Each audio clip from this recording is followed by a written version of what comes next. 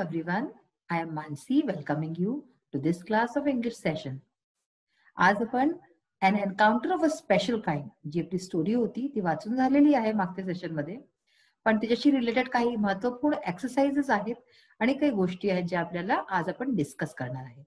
याच्याबरोबरच आज आपण grammar portion जो तुमचा आहे जो एक्झाम मध्ये येतो, ग्रामरशी रिलेटेड आणि तुमचे टेक्स्च्युअल जे एक्सरसाइजेस आहेत ते सुद्धा बघूया. चला पाहूया an encounter of a special kind. तर बघा इथे 13 सेंटेन्सेस लिहिले आहेत. चॅप्टर आपला वाचून झालेला आहे आणि हे जे सेंटेन्सेस आहेत चॅप्टरशी रिलेटेड आहे. तुम्हाला तुमच्या एक्झामिनेशन्स मध्ये सुद्धा येतं, पॅराग्राफच्या रिलेटेड जाऊन देतात ते लोक, जम्बल्ड सेंटेन्सेस जाऊन देतात. जसे जम्बल्ड वर्ड्स असतात तसे जम्बल्ड सेंटेन्सेस म्हणजे वरती खालती होऊन गेल्या, पूर्ण सिक्वेन्स त्याचा बिघडलेला आहे. तर आपल्याला काय इकडे पहा, त्यांनी हे असे ब्लॉक्स दिले आहेत, त्याच्यावरती नंबर लिहायचे आहेत. तर जसं की फर्स्ट ह्यांनी जाऊन दिला आहे, I was engrossed in various magazines and story books, की मी स्टोरी बुक्स वगैरे मध्ये अगदी फुल्ली ऑक्युपायड होतो, मी ते वाचत होतो. तर आपल्याला सेकंड सेंटेन्स शोधायचं आहे की ह्याच्यानंतर कोणचा होईल, की तो पढत होता पुस्तकात, त्याच्यानंतर काय झालं. I took the baby langur, नाही. I can not forget, no. I heard the distance, हा. तर हा जो सेंटेन्स आहे बघा, I heard the disturbance approaching closer, तर म्हणजे कोणता डिस्टर्बन्स होता जो की त्याला जवळ येताना वाटला. तर हा सेकंड झाला. त्याच्यानंतर बघा परतसे नाही, सेकंड सेंटेन्स हा राहिले, I became deeply absorbed in the book. तर फर्स्ट हा, सेकंड हा की मी बुक मध्ये एब्झॉर्ब होऊन गेलो. थर्ड आला, I heard the disturbance approaching closer, third हा आला. त्याच्यानंतर बघा आय मॅनेज्ड, आय अलॉड. तुम्ही जसे जसे बघाल एक एक सेंटेन्स तुम्ही वाचाले तुम्हाला आपच कळत जाईल की कोणचं येईल. आय हर्ड द डिस्टर्बन्स, त्याच्यानंतर I recall the terrible custom in the animal clan, हे होईल नेक्स्ट सेंटेन्स. त्याच्यानंतर काय होईल, त्याच्यानंतर होईल की I gathered a stout stick and then started throwing stones, हा होईल की मी एक काठी घेतली आणि त्याला मी हे मारू लागलो, पत्थर मारू लागलो. आय सॉ समथिंग हॉरिबल, पहिले हे होईल मग त्याच्यानंतर हे आय सॉ समथिंग हॉरिबल, त्यानंतर I gathered a stout stick. तर अशा प्रकारे तुम्ही एक एक सेंटेन्स हे तुमच्या वरती मी सोडतेय. थोडेसे मी सांगून दिले तुम्हाला सुरुवातीचे, ह्याच्यानंतर तुम्हाला स्वतःला करायचं आहे. स्टोरी तुम्ही वाचलेली आहे, स्टोरी वाचा, परत एकदा बघा आणि त्यानंतर पहा की कोणता सेंटेन्स कुठे येतो. त्याच्यानंतर हे जितकेही एक्सरसाइज आहेत मोस्टली आपण आपल्या ह्याच्यात सगळे करून चुकलेले आहोत. हे आपण आपल्या पहिल्या दुसऱ्या ह्याच्यातच केलेलं होतं सेशन मध्ये. Complete the following and write a paragraph. तर mother child relationship, love and affection आणि काय काय काय काय आहे ह्याच्यामध्ये, कम्पॅशन आणि अफेक्शन सगळं आहे. तर अशाच प्रकारे injured animal, how will you help, हे मी नाही करावलं होतं, ह्याचं नुसतं पॅराग्राफ लिहावलं होतं. तर ह्याच्यातही तुम्हाला अशा प्रकारचं बनवायचं आहे की याच्यात काय काय आपण करू शकतो. त्याच्यानंतर 3-4 लेटर वर्ड, 5-6 लेटर वर्ड, हे सगळे आपण आधीच करून चुकलेलो आहोत. हे सगळे एक्सरसाइज आपल्या झालेले आहे. आता आपण नेक्स्ट एक्सरसाइज बघूया की complete the remaining blocks determining the types of news. तर इथे बघा टाइप्स ऑफ न्यूज, न्यूज जी असते, समाचार जे असतात ते किती टाइप्सचे असतात, कोणते कोणते असतात. बिझनेस लिहिलं आणि स्पोर्ट्स दोन दिलेले आहेत. आणि होऊ शकतं इकॉनॉमिकल न्यूज है ना, इकॉनॉमिक्सशी रिलेटेड, फायनान्शियल आणि एंटरटेनमेंट न्यूज असते. असे खूप सारे विविध प्रकारचे न्यूज असतात जे की आपण ह्याच्यामध्ये येतील. त्याच्यानंतर बघा template for a news report. हे बघा अशा प्रकारचे जे प्रश्न असतात ना तुमचे एक्झाम्स मध्ये येतात. मी परत परत सांगते तुम्हाला. Template for a news report, news report जेव्हा तुम्ही लिहिता त्याचा टेम्पलेट म्हणजे फॉर्मॅट कशा टाईपचा असतो. हेडलाईन असते सगळ्यात पहिले, टायटल लिहिता तुम्ही, date line, day, date, place, resource. तर म्हणजे डे काय आहे, सर्वात आधी सपोज डे आहे वेडनेसडे, डेट आहे 14, ठीक आहे ना, आणि डेट म्हणजे मग पूर्ण डेट लिहायची की 14/2 असं करून जे काही आहे. मग प्लेस लिहायचा, मग रिसोर्स लिहायचा. Intro covering maximum WH questions, म्हणजे की WH क्वेश्चन्सशी रिलेटेड, WH क्वेश्चन्स नाही लिहायचे तुम्हाला, त्याचे आन्सर्स लिहायचे. शॉर्ट कंटिन्युइंग पॅराग्राफ, डिटेल्स लिहायचे त्याच्या बाबतीत. अशाच प्रकारे read the following headlines and write a news report. हे आपण केलं होतं की tiger attacks 8 year old at Rajiv Gandhi. Date line, lead line, body of the report, ठीक आहे ना. Use only third person pronouns passive voice, तर पॅसिव्ह व्हॉइसचाच ह्याच्यात यूज केला जातो. अशाच प्रकारे हे दोन हेडलाईन्स होते, ह्याच्याही आपण पॅराग्राफ्स लिहून चुकलेले आहोत. आता बघा नेक्स्ट आहे लँग्वेज स्टडी. लँग्वेज स्टडीमध्ये जे आहे प्रेझेंट पार्टिसिपल, ह्याचं आपण तसं तर करून चुकलेलं आहोत, पण आता हे समजणं तुम्हाला फार जास्त जरुरी आहे. प्रेझेंट पार्टिसिपल काय असतं? The form of a verb ending in आयएनजी which is used in forming continuous tenses. तर वर्बचा फॉर्म असतो हा, आयएनजी मध्ये एंड होतो. सपोज की स्लीप आहे तर स्लीपिंग, वॉक आहे तर वॉकिंग. ठीक आहे ना, हे प्रेझेंट पार्टिसिपल असतं. Which is used in forming continuous tenses. आपले जितकेही कंटिन्युअस टेन्सेस असतात सगळ्यांमध्ये वर्बचा आयएनजी फॉर्म लागतो. For example, he is sitting here. तर इथे हा सिटिंग हा काय आहे? प्रेझेंट पार्टिसिपल आहे, आयएनजी लागून गेलं. Present participle can also be used as an adjective. तर हा इथे ऍज अ वर्ब युज झाला, ऍज अन एडजेक्टिव्ह पण युज होऊ शकतो. कसं? For example, he uses a walking stick. तुम्हाला मी आधीच सांगितलं होतं मागच्या सेशन मध्ये की जेव्हा हे आयएनजी तर लागेल हे आपल्याला कळून जाईल की हा प्रेझेंट पार्टिसिपल आहे, पण जेव्हा ह्याच्याबरोबर इज वगैरे लागेल, हे इज, आर, एम, तर हे प्रेझेंट पार्टिसिपलचं आहे ना, वर्ब फॉर्म आहे. आणि जर ह्याच्याबरोबर आयएनजी वॉकिंग स्टिक हे नाउनच्या आधी लागलं तर हे काय आहे? हे ऍडजेक्टिव्ह आहे. तशा प्रकारचं हे जे याचं आपण हे होतं एक्सरसाइज करून चुकलेलं होतं. Spot the errors. एरर्स आपण पाहिले होते. आपण एकदा परत सेला पाहून घेऊ आणि रिफ्रेश करून घेऊ. My grandparents let down for an afternoon nap. त्याच्यात लेटच्या जागी काय होईल? ले. स्ट्रेंजर वर नॉकिंग, द वरच्या जागी was. My sister and I share. Shares दिले चुकीचं आहे. वन ऑफ माय फ्रेंड्स आणि a flock of birds was. अशा प्रकारचं आहे. आणि हे सगळे जे सेंटेन्सेस होते हे सुद्धा आपण पाहिलेले की पास्ट परफेक्ट मध्ये कसे करायचं, नंतर प्रेझेंट कंटिन्युअस मध्ये कसं करायचं, अशाच प्रकारे सिम्पल प्रेझेंट टेन्स आणि simple future tense. I hope की तुम्हाला हे सगळं लक्षात असेल की हे जसं होतं she surveyed the area for the vicious male langur. तर सिम्पल फ्युचर टेन्सचं काय होईल? She will survey the area. अशाच प्रकारे सिम्पल प्रेझेंट टेन्स तर काय होऊन जाईल? The mother langur looks straight. ह्याचं काय होईल? She simply sat there quietly. त्याचं काय होईल? प्रेझेंट कंटिन्युअस मध्ये करायचं, तर she is simply sitting there. ठीक आहे ना. आणि I took the baby langur past perfect tense, तर I had taken the baby langur. I hope की तुम्हाला हे सगळं आठवत असेल. आपण आता आपल्या मागच्या सेशन मध्ये हे केलेलं आहे. आता चला आपण ह्याचा नेक्स्ट पार्ट बघूया. तर आता आपण आपलं reading skills, vocabulary and grammar हा पार्ट पाहूया. म्हणजे की रिडिंग स्किल्स काय असतं? पॅराग्राफ येतो तुम्हाला, टेक्स्च्युअल नॉन टेक्स्च्युअल कोणत्याही प्रकारचे येऊ शकतो, तर ह्याच्याशी संबंधित येईल. तुम्हाला वाचायचं आहे. वाचनची तुमची जी स्किल्स आहेत, वाचनचे जितकेही आहेत त्या पाहिल्या जातात त्याच्यात की तुम्ही किती नीट प्रकारे वाचलंय आणि कसे आन्सर्स तुम्ही लिहिता त्याच्यात. व्होकॅब्युलरी म्हणजे तुमचे शब्द भंडार किती चांगले आहे आणि ग्रामर व्याकरण किती चांगलं आहे. तर आता पहा ह्याच्यात काय होतं? Read the following passage and do the activities. एक पॅसेज दिला जाईल. आता इथे मला पॅसेज लिहिणं शक्य नाहीये.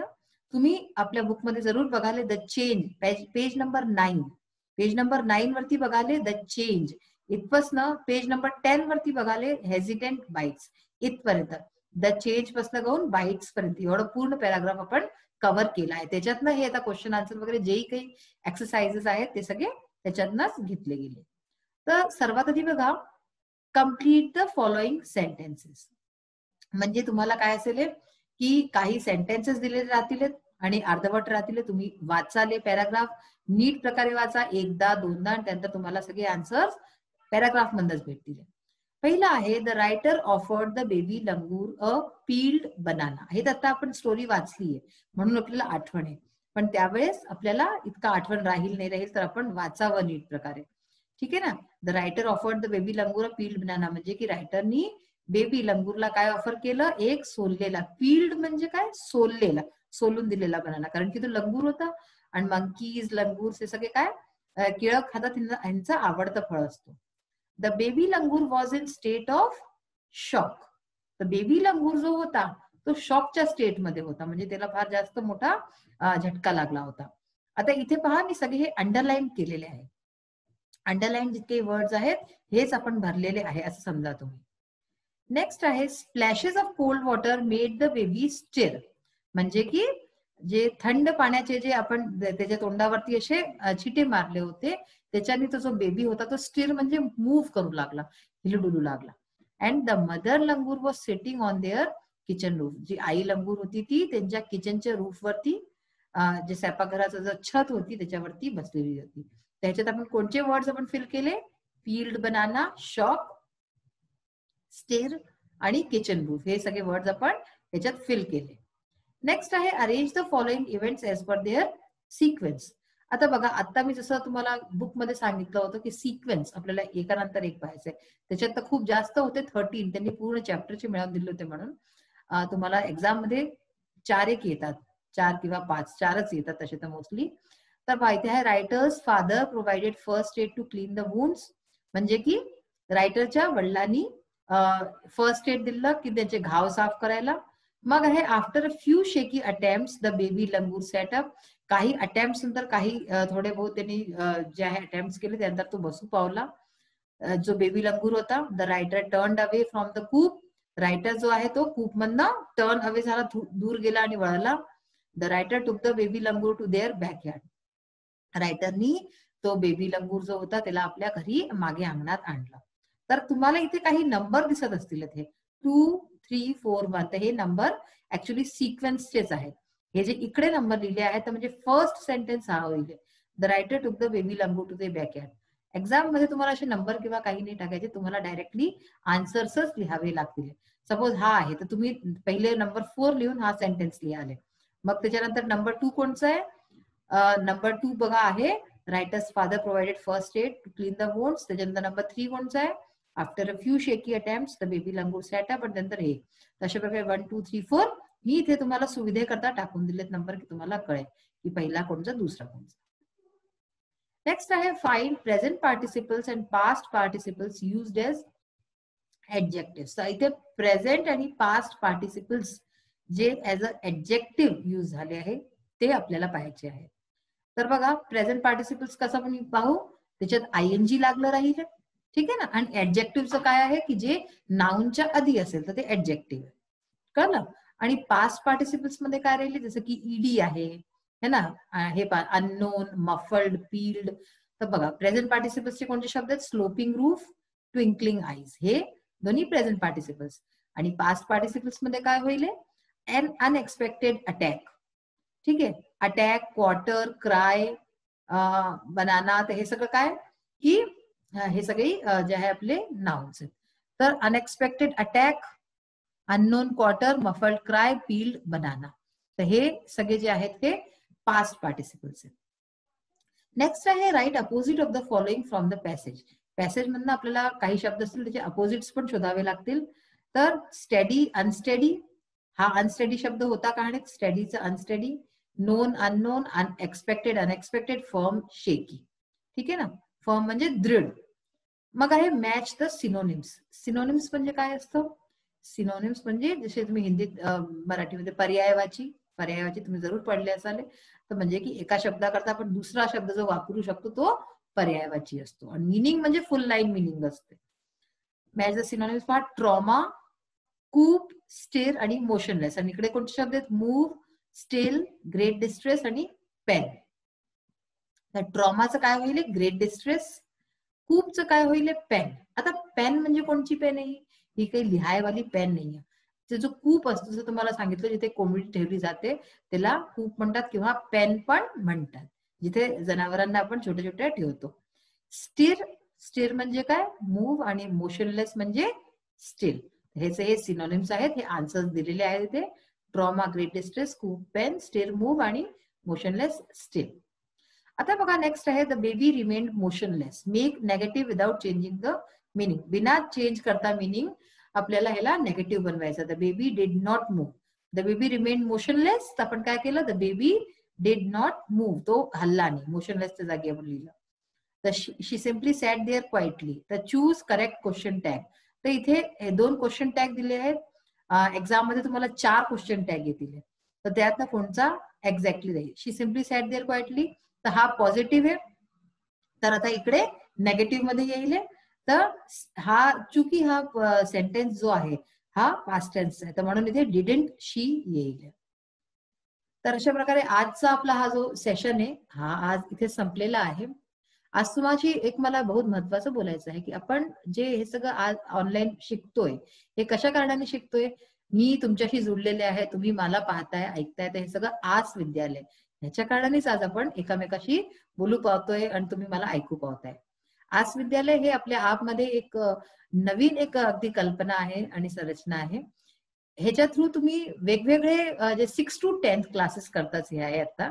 आणि 6 to 10th क्लासेसचे मुलं मुली, तुम्ही लोक जर 10th मध्ये आहात आता, तर तुम्ही आपले सगळे जितकंही शिक्षण आहे सगळं ह्याच्यात घरी बसल्या कुठेही बसल्या आरामाने करू शकताय. सिलेबस फुल कोर्स तुमचा ह्याच्यात जे आहे कव्हर होतो. तुम्हाला सगळे सब्जेक्ट्स मिळतात. English, Hindi, math, science, whatever जितके तुम्ही वाचताय सगळे जे आहे सिलेबस कम्प्लीट होत आहे. तर तुम्ही यांना वाचा आणि याचा भरपूर उपयोग घ्या. आपल्या मित्रमैत्रिणींना सांगा आणि अशा प्रकारे ह्याचा लाभ घ्या. खूप शिक्षित व्हा आणि देशालाही उन्नती करू द्या, अशी माझी अशी भावना आहे. तर आज आपला हा क्लास इथे संपतो. नेक्स्ट सेशन मध्ये परत भेटूया. Till then bye, have a nice day. Thank you.